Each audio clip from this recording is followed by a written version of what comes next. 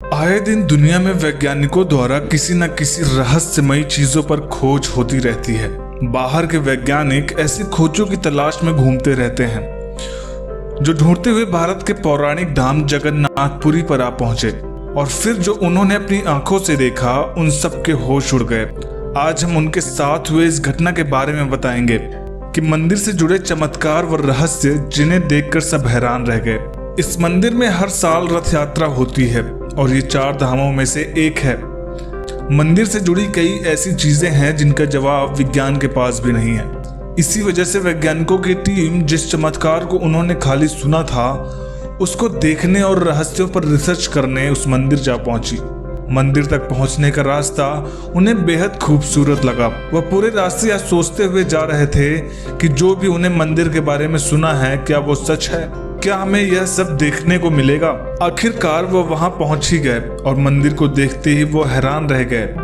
अंदर जाते वहां एक पुजारी जी मिले। वह उन्हें बताने लगे कि हमने इस मंदिर के बारे में काफी सुना है और हम बहुत दूर से यहाँ उन सभी चमत्कारों को देखने या उन्हें परखने आए हैं। इसको सुन पुजारी जी उन्हें बताते हैं कि इस मंदिर में भगवान जगन्नाथ, भगवान बलभद्र और देवी सुभद्रा की मूर्तियां मिट्टी से नहीं बल्कि चंदन की लकड़ी से बनी हुई हैं। इनके साथ ही हर 12 सालों बाद इन्हें बदल दिया जाता है।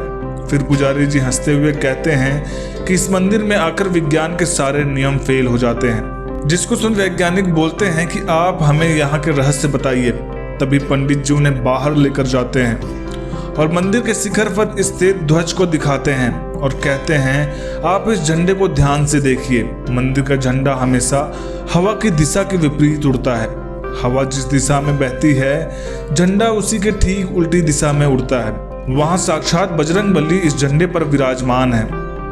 अब तक लोग इस बात का अंदाजा नहीं लगा पाए कि इस बात के पीछे की क्या वजह है और पुरी का यह पहला चमत्कार आपके आगे है, जिसे देख वैज्ञानिकों की टीम हैरान रह गई और आपस में बात करने लगे कि ये कैसे हो सकता है। तभी पुजारी जी उन्हें बताते हैं कि ये ही नहीं, इतनी ऊंचाई पर लगा ये झंडा हम रोज बदलते हैं, वो भी बिना किसी सुविधा या सुरक्षा के। जिसे सुन वह कहते हैं कि इतना ऊंचा आप कैसे चढ़ पाते हैं और क्यों आप इसे रोज क्यों बदलते हैं। तभी पुजारी जी बताते हैं कि अगर एक भी दिन यह झंडा बदलना भूल गए या चूक हो गई तो मंदिर उसी दिन से 1800 सालों के लिए बंद हो जाएगा।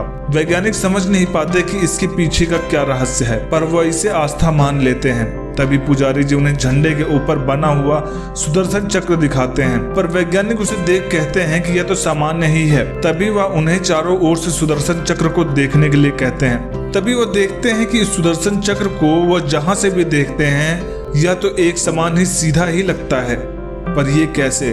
आमतौर पर उल्टी दिशा या इधर उधर से देखने में यह अलग लगना चाहिए। वह इसे भी देख हैरान रह जाते हैं। तभी उनके मन में मंदिर को और करीब से देखने की और इन रहस्यों के बारे में जानने की इच्छा जागरूक होती है। तभी पुजारी जी एक और रहस्य बताते हैं।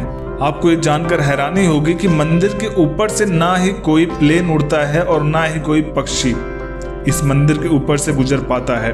भारत के किसी दूसरे मंदिर में भी ऐसा नहीं देखा गया है। भगवान में आस्था रखने वाले का मानना है कि राज्य सरकार ने नहीं मगर परमात्मा ने इस क्षेत्र को नो फ्लाइंग जोन घोषित किया है और वैज्ञानिक ऐसा सच में देखते हैं कि मंदिर के आसपास कहीं भी कोई पक्षी नहीं उड़ रहा होता और वह सब पेड़ पौधे पर बैठे होते हैं। वैज्ञानिक पुजारी जी द्वारा बताए गए सभी रहस्यों और अपने आंखों से देखे हुए हर चमत्कार के बारे में लिख रहे होते हैं। वह यह मानते हैं कि जैसा उन्होंने अभी देखा ना तो कहीं देखा और ना कहीं सुना। तभी पुजारी जी उन्हें बताते हैं कि इस मंदिर में 4 द्वार हैं। इन चारों द्वारों में मुख्य द्वार का नाम है सिंह द्वारम, जिसके सामने आप खड़े हैं। जब श्रद्धालु सिंह द्वारम के मंदिर में प्रवेश करते हैं तब तक उन्हें समुद्र की गर्जना सुनाई देती है, मगर द्वार से मंदिर के अंदर प्रवेश करते ही समुद्र की गर्जना गुम हो जाती है और जब तक कोई मंदिर के अंदर रहता है तब तक मंदिर के अंदर समुद्र की आवाज नहीं आती है। वह सुनकर सारे वैज्ञानिक इसको आजमाने लगे। लेकिन उन्होंने यह देखा कि यह सच था। वह समझ नहीं पा रहे थे कि यह सब क्या हो रहा है। क्या सच में विज्ञान के ऊपर भी कोई ज्ञान है जिसे हम सब यहाँ देख रहे हैं? तभी पुजारी जी उन्हें कहते हैं कि आइए हम आपको भगवान का प्रसाद देते हैं। जिसके बाद सभी वैज्ञानिक प्रसाद घर आते हैं। वहीं पुजारी जी उन्हें प्रसाद से जुड़ा भी एक रहस्य बताते हैं। मंदिर में बनने वाला प्रसाद कभी बर्बाद नहीं होता।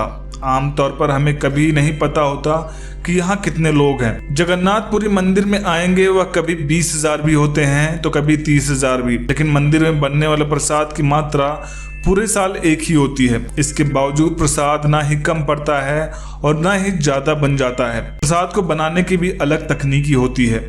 इस प्रसाद को बर्तन में बनाया जाता है, जिसके लिए आग पर 7 अलग अलग बर्तन रखे जाते हैं। हैरानी की बात यह है कि सबसे ऊपर रखा हुआ पॉट या बर्तन में पक रहा प्रसाद सबसे पहले बनता है और इसके बाद नीचे का प्रसाद पककर तैयार होते हैं, जिसे सुनकर वैज्ञानिक भी दंग रह जाते हैं और सोचते हैं कि यह कैसे मुमकिन है।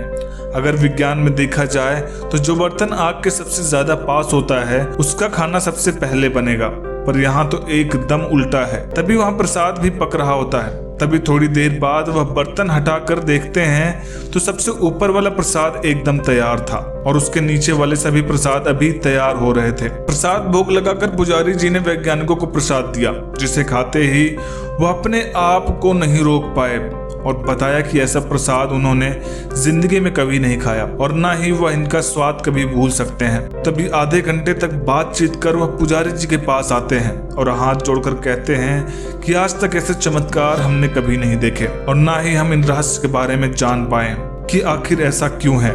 शायद यहाँ विज्ञान के ऊपर भी एक ज्ञान है और आज इस मंदिर के चमत्कारों को अपनी आंखों से देखकर हमारी भी आस्था इस मंदिर के लिए बढ़ चुकी है।